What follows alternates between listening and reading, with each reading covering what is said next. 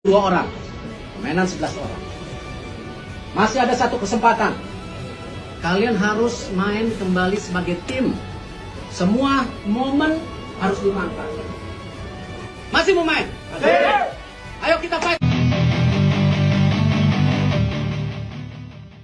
Skor akhir dan skor sementara Timnas Indonesia versus Laos dan Erick Thohir langsung gini usai laga.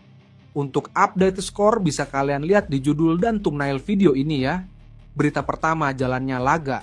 Timnas Indonesia saat ini sedang menahan imbang Laos 2-2 dalam laga kedua Grup B ASEAN Cup 2024 di Stadion Manahan, Solo, Kamis, 12 Desember 2024. Mereka tertinggal pada menit ke-14 setelah 2 gol bersarang ke gawang Dava Fasya. Timnas Indonesia langsung bermain menekan sejak pertandingan dimulai. Namun ancaman justru dihasilkan Laos pada menit ke-6. Pada menit ke-9, Laos memimpin lebih dulu lewat gol bunuh diri dari Kakang Rudianto. Akan tetapi tak menunggu lama, Timnas Indonesia berhasil menyamakan kedudukan pada menit ke-12. Skuad Garuda menyamakan kedudukan melalui Kadek Arel saat ia dalam kondisi bebas tanpa pengawalan. Fatana Fimatep mencetak gol kembali pada menit ke-14 dan skor berubah menjadi 1-2. Tidak berselang lama, lagi-lagi skuad Garuda mampu menahan imbang melalui gol yang dicetak Muhammad Ferrari pada menit ke-18. Gol tercipta setelah lemparan ke dalam Pratama Arhan mengenai kepala Muhammad Ferrari dan masuk ke gawang Laos. Dengan begitu, Timnas Indonesia menahan imbang Laos di babak pertama. Berita kedua, Ketua Umum PSSI Erick Thohir menyampaikan apresiasi mendalam kepada pemain Garuda setelah Indonesia melawan Laos dalam laga Piala AFF yang digelar di Manahan, Solo.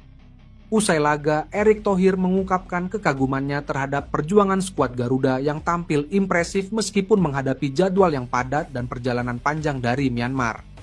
Sebelumnya, Indonesia menghadapi laga berat melawan Myanmar di Yangon hanya 2 hari sebelumnya. Kalian luar biasa. Meski harus melakukan perjalanan jauh dari Myanmar ke Jakarta, semangat dan mentalitas kalian tidak surut sedikit pun. Ini membuktikan bahwa Timnas Indonesia adalah tim yang tidak pernah menyerah. Ajar Erick Thohir.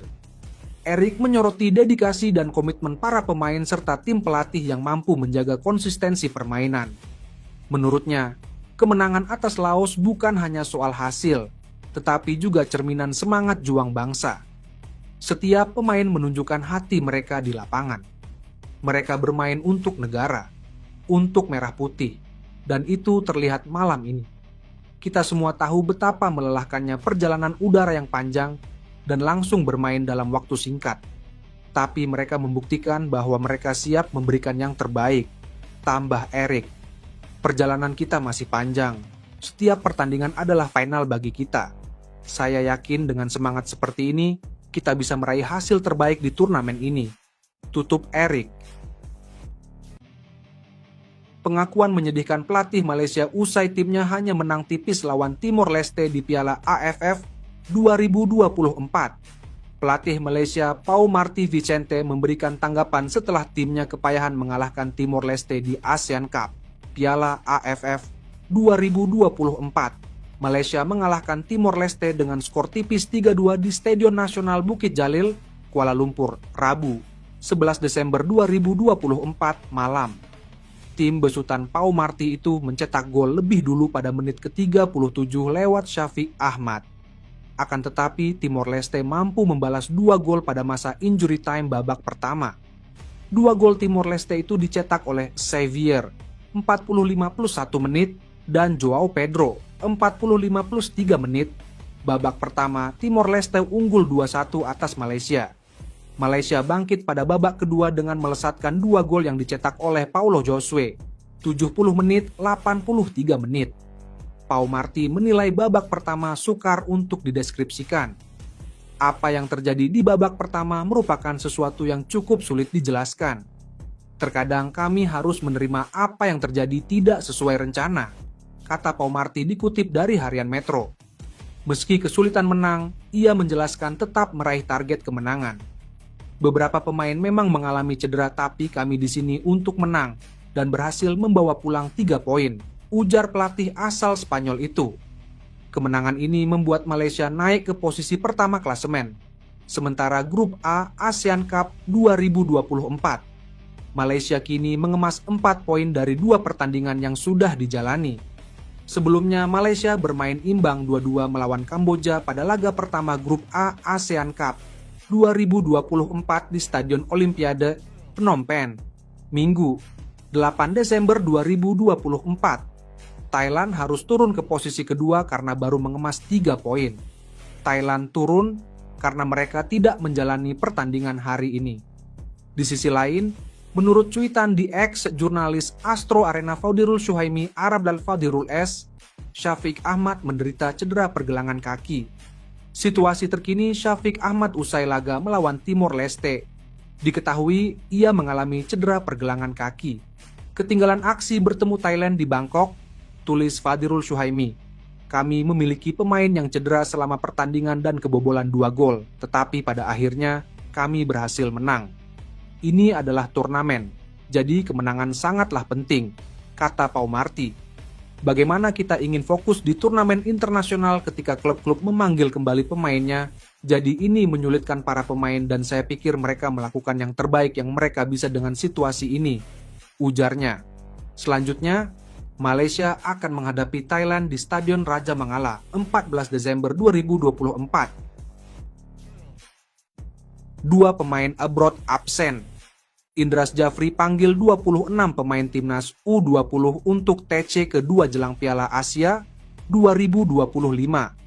PSSI mengumumkan daftar 26 pemain pilihan pelatih Indras Jafri untuk mengikuti pemusatan latihan TC menjelang Piala Asia U25 2025. Namun dalam kesempatan kali ini, Coach Indra tidak memanggil nama Jens Raven hingga Welber Jardim. Perlu diketahui, Jens dan Welber merupakan skuad langganan U20 baik final maupun saat TC. Batang hidung keduanya terakhir kali terlihat ketika sesi TC di Jepang, November 2024 lalu. Namun untuk agenda TC terbaru, keduanya belum dipanggil kembali. Selain Jens dan Welber, Indras Jafri juga memberikan kebijakan berbeda untuk 1 pemain keturunan. Ialah Matthew Baker yang masuk panggilan dari Coach Indra kali ini. Diketahui bersama, Matthew Baker merupakan pemain kategori U17. Pemain keturunan Australia pun telah memperkuat U17 di turnamen Piala AFF U16 2024 dan kualifikasi Piala Asia U17 2025. Kini Matthew Baker layaknya naik kelas ke kategori U20. Tampaknya pemanggilan dari Matthew Baker memang disengaja Indras Jafri untuk mengisi beberapa kuota pemain U20 yang pergi ke pemanggilan senior Piala AFF 2024. Mereka juga para pemain belakang seperti Doni Tripamungkas hingga Kadek Arel. Piala Asia U20 sendiri akan dimulai tanggal 12 Februari hingga 1 Maret 2025 di Cina. Sesi TC kali ini akan dimulai tanggal 8 hingga 22 Desember 2024. Di Piala Asia U20, timnas U20 Indonesia akan tergabung di grup C bersama Uzbekistan, Iran, dan Yaman. Nantinya 4 tim semifinalis turnamen akan berhak mewakili Asia dalam Piala Dunia U20 2025 di Chile, 27 September hingga 19 Oktober 2025 mendatang. Sementara itu, absen dari pemusatan latihan timnas Indonesia U20. Pemain muda Welber Jardim terpantau sedang ikut berlatih dengan skuad klub kasta teratas Liga Brasil, Sao Paulo FC. Dari postingan di akun media sosial pribadinya, Welber Jardim terlihat sedang berlatih dengan para pemain Sao Paulo FC. Namun tidak diketahui apakah Welber Jardim berlatih dengan skuad senior atau dengan tim junior Sao Paulo.